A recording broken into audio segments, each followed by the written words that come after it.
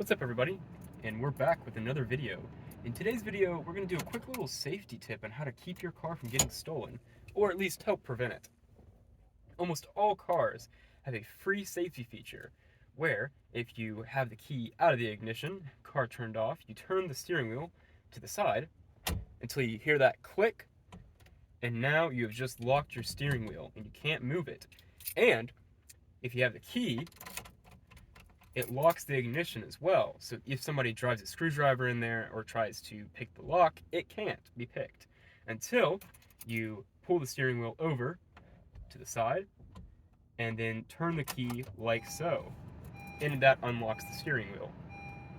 Now, of course, nothing is perfect, but if you're worried about your car getting stolen and you want to add just a helpful security feature, you can lock your steering wheel just like that, and even if somebody hotwires your vehicle or what have you, the steering wheel will still be locked and it will prevent them from taking it unless they have the key. So hopefully this helps you out and this helps keep your car just a little bit safer in these times. Thank you.